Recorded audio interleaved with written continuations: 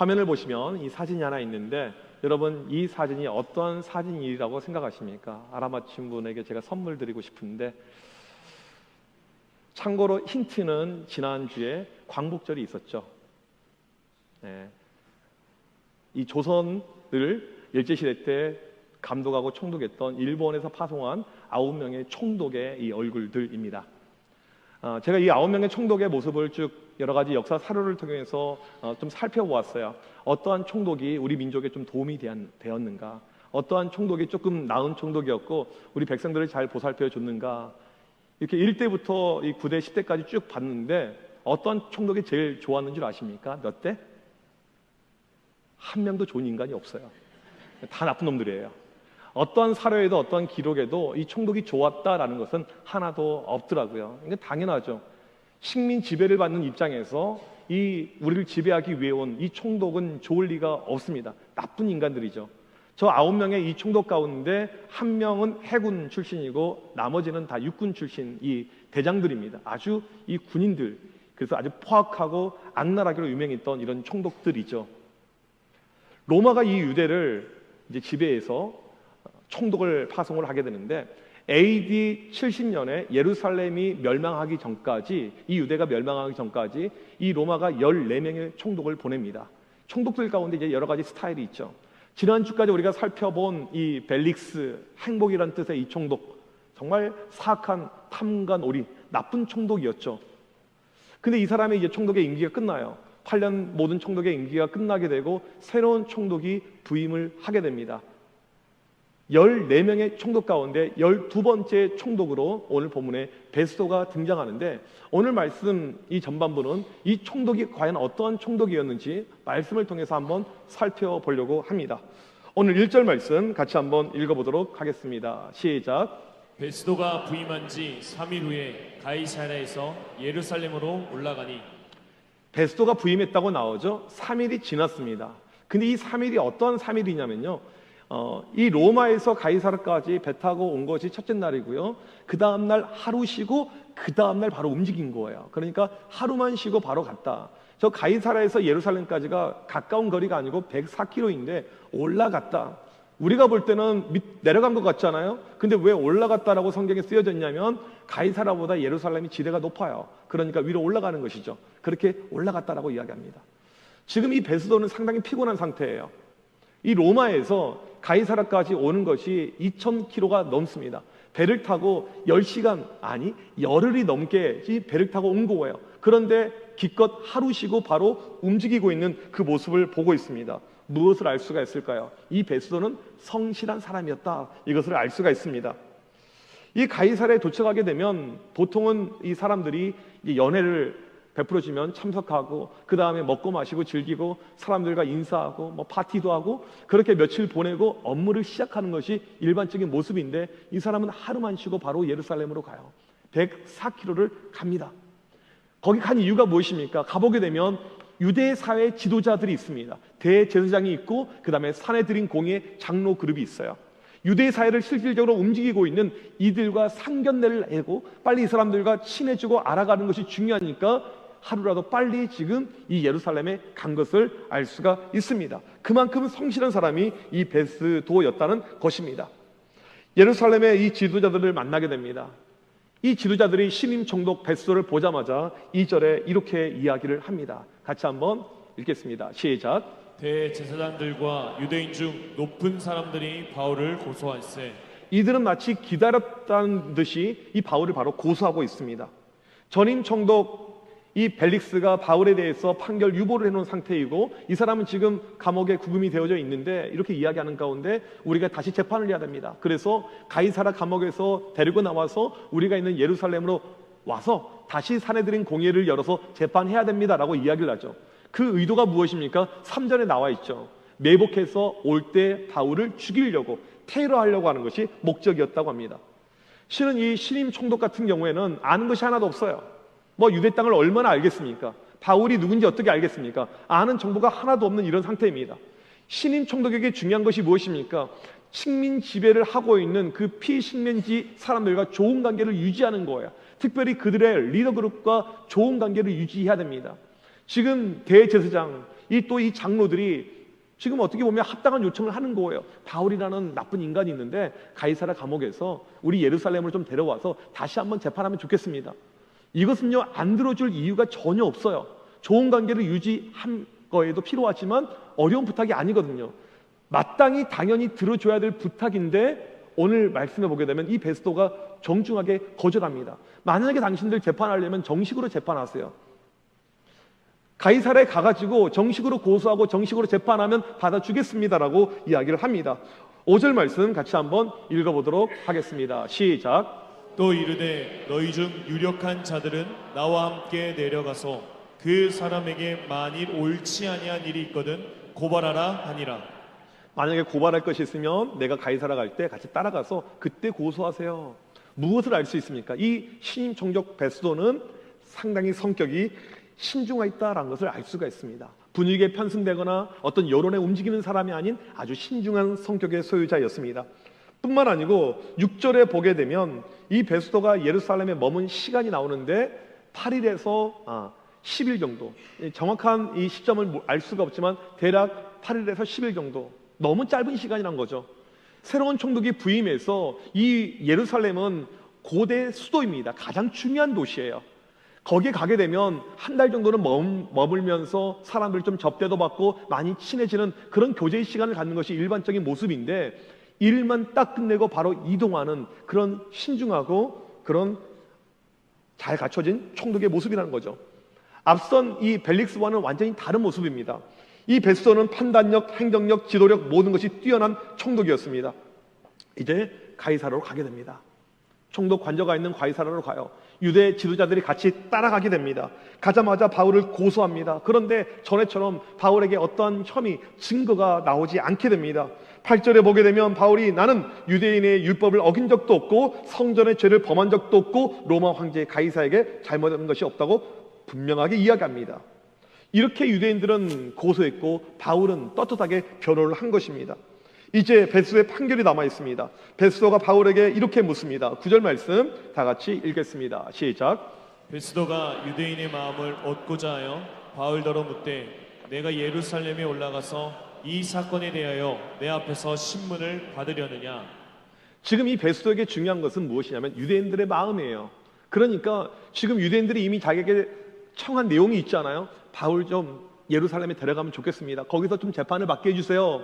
그래서 이것을 무시할 수가 없기 때문에 이 유대인들이 있는 앞에서 바울에게 물어보는 것입니다. 당신 예루살렘에 가서 좀 재판을 받아야 될 것 같은데 어떻게 생각합니까? 라고 이렇게 물어봐요. 유대인들을 배려하기 위해서 그렇게 물어본 것이죠.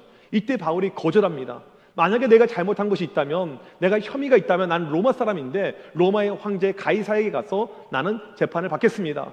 그러자 이 베스도가 그렇게 하라고 이야기합니다. 유대인들이 자기 뜻대로 된 것이 하나도 없어요. 신임 총독 이 베스도를 보게 되면 매우 지혜로운 사람이었다, 매우 판결을 잘했다, 이것을 알 수가 있습니다. 이것이 오늘 본문의 스토리인데 이 본문의 스토리를 다시 한번 재검토하려고 합니다. 두 그룹의 행동에 초점을 맞춰서 본문을 다시 한번 재해석을 해보려고 합니다. 첫 번째 그룹은 누구냐면 바울을 고소하고 있는 유대 대제사장들과 사내들인 공의의 이 지도자들, 장로들입니다. 지금 이들은 2년 만에 총독을 대면하는 거예요. 지난 2년 전에 벨릭스 총독을 만났고 그 다음에 2년 사이 이제 시간이 지난 다음에 베스도를 이렇게 만나는 것입니다. 총독을 새로 만나자마자 그들이 꺼낸 이야기가 무엇입니까? 바울에 대한 이야기예요. 왜 그럴까요? 바울을 죽이기 위해서. 실은 전임 총독 때도 바울을 죽이고자 하는 마음밖에 없었고 신임 총독이 왔는데도 이들의 마음은 변하지 않는 것입니다. 유대 사회에서 이 대제사장들, 사내들인 공의의 지도자들, 이 사람들은요 종교 지도자들입니다. 종교적으로 가장 중요한 인물들이에요. 이 당시 예루살렘에는 못해도 하루에 한 번의 제사가 있었습니다. 그러면 1년이면 365번의 제사, 2년이면 못해도 700번 이상의 제사가 있었다는 사실입니다. 지난 2년 동안 이들은 매일 제사를 드렸어요. 제사가 무엇입니까? 예배를 이야기하는 것이죠. 매일 예배를 드렸어요. 그들이 매일 예배를 드렸던 이 2년의 모습들, 그 결과가 무엇입니까? 매일 예배를 2년 동안 700번 넘게 예배를 드렸던 마음의 결과가 무엇입니까? 바울을 죽이는 거였어요. 매일 예배를 드렸지만 매일 그들의 마음 가운데는 바울을 죽여야 된다. 또 오늘 예배를 드린 다음에 바울을 죽여야 된다. 이것밖에 없었다는 것입니다. 한결같았던 마음이죠. 2년 내내 예배가 무엇입니까? 하나님께 우리의 마음과 정성을 올려드리는 것, 이것이 예배이죠. 그래서 우리가 예배를 드리게 되면 우리 안에 악한 것들, 더러운 것들, 흉악한 것들이 사라지게 됩니다. 왜요? 하나님께 우리의 마음을 올려드리기 때문에 나쁜 것은 사라질 수밖에 없는 것입니다. 자꾸 우리가 예배를 드리게 되면, 온전한 예배를 드리게 되면 내 안에 있는 흉악한 것들은 다 사라질 수밖에 없는 것이 당연한 이치의 원리예요. 지난 청소년부 수련회가 끝난 다음에 아이들이 교회에 모여 있길래 제가 고등학생들에게 물어봤어요. 너희들 수련회 어땠니? 애들이 너무 좋았다고 해요. 너무 은혜를 많이 받았다고 그래요. 그런 가운데 고등학생들 옆에, 고등학생은 아니지만 키 큰 애가 하나 서 있었어요. 그리고 애들이 갑자기 키 큰 애를 바라보면서 목사님 그런데요, 하율이가 욕을 하네요. 그 아이가 이제 하율이었던 거죠. 그래서 그래. 근데 이 아이 얼굴 표정을 보니까 평소랑 완전히 다른 얼굴의 모습이에요. 욕을 할 수 없는 얼굴이에요. 이제 여러분들 잘 모르겠지만 애들이 집에서는 욕 안 한 척하지만 학교 가면 욕 많이 해요. 이게 일반적인 모습이에요. 이제 그리고 나서는 얼마 후에 어떤 선생님을 만났는데 그 선생님이 저한테 그래요. 목사님, 다민이가 욕을 안 하기로 결심했어요. 물어보지도 않았는데 굳이 그렇게 이야기를 하시더라고요. 우리 가운데 은혜가 들어가게 되면 이런 삶의 변화가 나타나는 것이죠. 물론 제가 청소년들 잘 알죠. 3일 지나면 다시 욕하기 시작해요. 근데 이 한 번의 결단이 아주 중요합니다. 이 결단들이 반복이 되고 또 죄 짓고 또 결단하고 또 죄를 짓고 이게 반복이 되잖아요. 나중에 그 다음에 끊어지게 되는 거예요. 온전한 믿음 가운데 가기 때문에 그 수련회 때 짧은 시간이지만 한 번의 결단이 우리 아이들 믿음에서 너무너무 중요한 것입니다. 은혜가 우리 가운데 들어가게 되면 이런 역사들, 마음 가운데, 신령 가운데 변화의 역사들이 반드시 나타날 수밖에 없다는 것입니다. 예배를 제대로 드리게 되면 내가 죄인됨을 깨닫게 되고 나의 부족함을 알게 되고 천부여 내가 주님께 손들고 옵니다. 이런 결단의 모습이 우리 가운데 나타나게 됩니다. 여러분 구약의 제사를 보십시오. 제사 때마다 짐승들을 피 흘려 죽이게 됩니다. 이게 구약의 제사예요. 신약의 제사는 무엇입니까? 짐승을 더 이상 죽이지 않아요. 누굴 죽입니까? 나를 죽이는 것이 신약의 예배입니다. 내가 산 제물로 내가 죽게 되는 거예요. 내 자아가 십자가에 못 박아 죽게 되는 것, 이것이 신약의 바로 이 예배라는 사실입니다. 그런데 주일 예배가 끝났는데 내 안에 있는 자아가 남아 있습니다. 교회에서 막 큰 소리가 나오게 돼요. 이거 안 죽은 거죠. 죽은 사람은 말이 없어요. 여러분 자신이 죽게 되잖아요. 말을 할 수가 없어요. 죽게 된 사람은요, 어떠한 내 감정들을 마음대로 표출을 하지 않습니다. 은혜 받은 사람은요, 주차장에서 싸우지 않습니다. 은혜 받은 사람은요, 교육부 회의하면서 내 목소리를 막 내지 않아요. 은혜 받은 사람은요, 찬양대 모임에서 막 싸우거나 이런 분란이 전혀 없습니다. 은혜가 있는 사람들은요, 목장에서요, 어떤 내 목소리를 내거나 이상한 이야기를, 분란을 일으키지 절대 않죠. 은혜가 우리 가운데 들어가게 되면 어떻게 혈기를 내요? 은혜가 우리 가운데 들어가게 되면 어떻게 내 목소리를, 큰 목소리를 교회에서 냅니까? 이런 일은 일어날 수가 없다는 것이죠. 지금 유대 종교 지도자들 보십시오. 대제사장들, 이들은 매일 예배를 드렸어요. 매일 예배를 드렸습니다. 매일 예배를 드린 결론이 무엇입니까? 바울 죽이자 이거예요. 내 마음 가운데 살인에 대한 충동, 내 마음 가운데 사람을 죽이고자 하는 충동, 이것이 예배의 결론. 무엇을 이야기하고 있습니까? 이들은 온전한 예배자가 아니었다는 것입니다. 매주일 성전에 갔어요. 매일 성전에 있었습니다. 매일 피 흘려가면서 제사를 드렸어요. 하지만 이들은 하나님이 받으실 만한 한 번의 예배를 드린 적이 없습니다. 영과 진리로 하나님을 만나본 적이 없는 그런 예배자이었던 것을 알 수가 있습니다. 여러분 참된 예배자로 살고 있으면요, 반드시 삶의 변화가 나타나게 됩니다. 은혜를 받은 사람은요, 교회 예배 끝나면요, 얼굴 표정이 달라요. 은혜의 미소라는 것이 있어요. 은혜의 미소. 은혜를 받은 분들 보게 되면요, 마음에 들지 않았던 사람들이 교회에도 있을 수 있거든요. 포용하고 싶은 그런 마음들이 생깁니다. 은혜가 우리 가운데 임하게 되면요, 내 가운데는요, 두 가지 감정밖에 없어요. 기쁨과 감사입니다. 내가 오늘 은혜를 받았다, 이것은 무엇이냐면 내 안에 내 심령이 기쁨과 감사로 가는 거예요. 이게 은혜의 어떤 모습이죠. 여러분 온전한 예배자이십니까? 오늘 본문의 대제사장, 이 종교 지도자들 2년 동안 매일 예배를 드렸지만 그들의 결론이 무엇입니까? 죽이자 이거였어요. 죽이자. 그들은 온전한 예배를 한 번도 드린 적이 없었다는 것입니다. 오늘 이 시간 성령께서 우리 가운데 함께하여서 우리는 그런 예배자가 아닌 온전한 예배자가 되길 주님의 이름으로 간절히 축복합니다. 두 번째 그룹은 바로 바울입니다. 지금 유대인들이 바울을 예루살렘에 데리고 가서 그 와중에 죽이려고 준비하고 있죠. 신임 총독 베스토는 유대인들의 눈치를 살펴야 되니까 바울에게 그들 앞에서 질문해요. 어떻게 생각합니까? 예루살렘에 가면 되지 않을까요? 그렇게 질문을 하죠. 로마 시민권자니까 함부로 못하는 것입니다. 10절에 바울은 나는 불의를 행한 것이 없습니다. 만약 저에게 혐의가 있으면 로마에 가서 저는 황제 가이사에게 재판을 받겠습니다. 그렇게 이야기합니다. 베스토가 12절에 보면 그래 당신은 예루살렘으로 갈 것이 아니고 로마로 가라. 로마 황제 가이사에게 가서 재판을 받으라라고 이야기합니다. 이렇게 해서 바울이 로마에 가는 그 길이 열리게 된다는 사실입니다. 바울이 3차 전도 여행을 할 때 주님께서 분명히 말씀했어요. 바울아 로마를 보아야 하리라. 로마에 대한 비전을 주셨어요. 중요한 것은 무엇이냐면 어떻게 가느냐였어요. 어떻게 로마를 갈 수 있느냐 이거였습니다. 그런데 지금 로마군의 호의를 받으면서 바울이 안전하게 갈 수 있는 그 길이 열리고 있다는 것입니다. 실은 바울은 지난 2년 동안 상당히 힘들었습니다. 예루살렘에 와서 복음을 증거해야 되는데 예상치도 않게 감옥에 들어갔습니다. 생각지도 않게 2년 동안 미결수로 감옥 생활을 했습니다. 생각지도 않은 감옥 생활이에요. 하루 이틀도 아닌 2년. 근데 풀려나는 것도 문제였어요. 왜요? 풀려나면 40명의 테러리스트가 준비하고 있습니다. 바울을 죽이려고 지금 작정한 이 자객단들이 40명이 준비하고 있어요. 여기서 풀려나는 것도 문제이고 감옥에 언제까지 알 수 없이 있는 것도 문제이고 이것이 바울의 지금 모습이었다는 것입니다. 불안한 상황에서 2년을 보냈습니다. 하지만 하나님의 놀라운 섭리와 은혜가 임해서 이 바울이 로마로 갈 수 있는 길이 열리게 된 것입니다.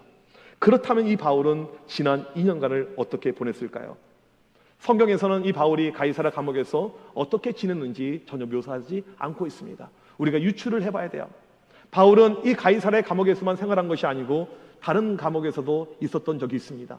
그 감옥에서의 모습을 보게 되면 오늘 본문의 바울의 감정과 마음을 알 수가 있습니다. 바울이 로마 감옥에 있었을 때 빌립보 교인들에게 이렇게 편지를 썼죠. 빌립보 4장 4절에서 6절. 그때 바울의 마음가짐이 나옵니다. 같이 읽겠습니다. 시작. 주 안에서 항상 기뻐하라.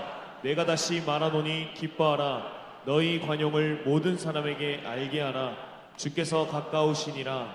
아무것도 염려하지 말고 다만 모든 일에 기도와 간구로 너희 구할 것을 감사함으로 하나님께 아뢰라.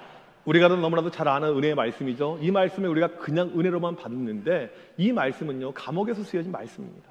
감옥에 있는 사람이 혐의도 없고 죄도 없는 사람이 감옥에 지금 무고하게 잡혀져 있어요. 그런데 뭐라고 이야기합니까? 기뻐하라. 그것도 항상 기뻐하라. 나는 지금 기쁩니다라는 거예요. 감옥에 있지만 기쁩니다. 당신들도 기뻐하세요. 염려하지 마세요. 기도하면 하나님께서 들어주십니다. 이게 바울의 감옥에 있었을 때 마음 상태입니다. 이 바울이 로마 감옥에서 쓴 또 다른 편지가 있습니다. 골로새서 3장 1절에서 3절 말씀 같이 한번 읽어보도록 하겠습니다. 시작. 그러므로 너희가 그리스도와 함께 다시 살리심을 받았으면 위의 것을 찾으라. 거기는 그리스도께서 하나님 우편에 앉아 계시느니라. 위의 것을 생각하고 땅의 것을 생각하지 말라. 이는 너희가 죽었고 너희 생명이 그리스도와 함께 하나님 안에 감추어졌음이라. 이 편지 역시 감옥에서 쓴 것입니다. 뭐라고 이야기합니까? 당신들 땅의 것을 바라보지 말고 위의 것을 찾으라고 이야기하죠. 땅의 것이 무엇입니까? 이 땅에서 잘 먹고 잘 사는 것. 바울에게 적용하면 내가 풀려나는 것, 내가 특사, 이런 어떤 놀라운 은혜를 입는 것, 그런 것에 초점을 가질 것이 아니고 하나님을 바라봐라, 하나님을 바라봐라 이렇게 이야기합니다. 바울이 감옥에 있었을 때 마음의 상태가 무엇입니까? 그의 초점은요 늘 하나님에게 맞춰져 있었다는 것을 우리가 알 수가 있습니다. 바울은 상황에 관계없이 늘 하나님만 바라보고 있었던 것입니다. 로마 감옥에서 낮이나 밤이나 그 추운 곳에서 그 어려운 환경과 처지 가운데 늘 하나님을 바라보고 있었던 것이 바울의 모습이죠. 지금 이 가이사랴 감옥에서도 마찬가지예요. 지난 2년 동안 바울이 어떻게 보냈을까요? 언제 나를 꺼내줄까? 내가 언제 나갈 수가 있을까? 내 앞으로 목숨은 어떻게 될까? 염려와 근심의 모습이 아닌 지난 2년 동안 바울의 모습은 그 어려운 환경에서 하나님께 모든 초점을 다하고 있었던 것이 바울의 마음이었다는 것을 알 수가 있습니다. 함께 있는 제수들이 바울에게 늘 이야기했겠죠. 당신은 가망이 없어요. 당신은 딱 보니까 이 정치범인데 당신은 못 나갑니다. 다른 로마의 간수들이 와서 바울 너는 못 나갈 거야. 총독이 바뀌었는데도 못 나갈 거야. 그런 어떤 목소리가 들리는 것이 아니고 바울의 모든 신설은 하나님이었습니다. 그러한 그에게 어떤 일이 발생합니까? 로마로 가는 길이 열리게 되었다는 사실입니다. 여러분, 감옥에서 바울이 매 순간 하나님을 바라보는 것, 이것을 가리켜서 예배라고 하는 거예요. 바울이 비록 감옥에 있지만 매 순간 하나님을 바라봤던 그 모습, 이것이 바로 예배라는 것입니다. 예배는 우리가 주일날 이 교회당에 와서 드리는 것만이 예배가 아닌 내 삶의 환경과 처지 가운데 그것이 어떠한 모습이든지 거기서 하나님을 바라보고 있다면 그것이 바로 예배라는 사실입니다. 참된 예배는 내 시선과 초점이 하나님을 향해 있는 것입니다. 지금 바울을 보십시오. 상황이 너무 안 좋아요. 감옥입니다. 언제 벗어날지 모르는 감옥이에요. 살기가 어렵습니다. 하지만 그는 그곳에서 온전한 예배자로 살았습니다. 그러하기에 바울이 지난 2년 동안 불평과 원망과 그런 어떤 모습 가운데 살았습니까? 매 순간 고통과 절망이 아닌 하나님을 바라보는 모습이었어요.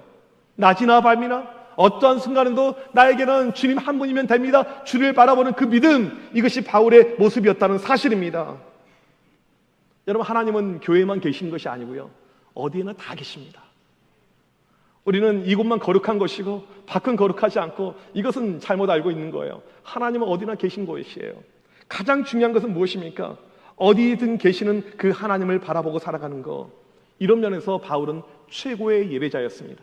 지난 2년 동안 한 번도 성전에 가본 적이 없어요. 갈 수 없었습니다. 하지만 그는 최고의 예배자였습니다. 왜요? 매 순간 하나님을 바라봤기 때문에, 그의 시선과 그의 초점이 하나님께 맞춰져 있었기 때문에. 여러분, 똑같은 2년을 보냈어요. 한쪽 사람들은 그냥 보낸 것이 아니고 매일 예배를 드렸습니다. 여러분, 매일 예배를 드릴 때 어떠한 마음이 생길까요? 야, 오늘도 은혜를 받겠네. 내가 오늘도 하나님 품에 있네. 오늘도 하나님이 나에게 역사하시겠네. 하나님이 나에게 복 주시겠네. 나는 오늘 또 매일 예배를 드리는 믿음의 사람이야. 여러분, 매일 예배를 드린다는 것은요, 정말 어려운 일입니다. 우리 교인들 가운데 매일 새벽 예배 들으신 분들이 계십니다. 매일 먼데 오시는 분들이 계세요. 이건 정말 어려운 일이에요. 이 종교 지도자들이 나는 매일 예배를 드려, 나는 믿음의 사람이야, 그렇게 착각을 했을 거라고요. 하지만 이들은 온전한 예배자가 아니었습니다. 왜요? 2년 동안 그들의 예배의 결과가 죽이려고 하는 마음이었기 때문에, 그들의 마음 같은 죽음이었기 때문에, 살인이었기 때문에 그들은 온전한 예배자가 아니었어요. 같은 2년이었지만 바울은 감옥에 있었습니다. 한 번도 성전에 가본 적이 없어요. 하지만 그의 마음은 하나님이었습니다. 하나님을 바라보는 것, 그의 시선, 그의 초점은 하나님께 맞춰져 있는 것, 그런 면에서 바울은 온전한 예배자였다는 것을 알 수가 있습니다. 참된 예배자는 어느 장소에서 예배를 드리느냐 이걸로 결정되지 않습니다. 내 심령의 초점이 어디에 맞춰지느냐, 이것이 참된 예배자냐 아니냐가 결정이 되는 거예요. 여러분, 예배를 드릴 때 감상하듯이 예배 드리지 마십시오.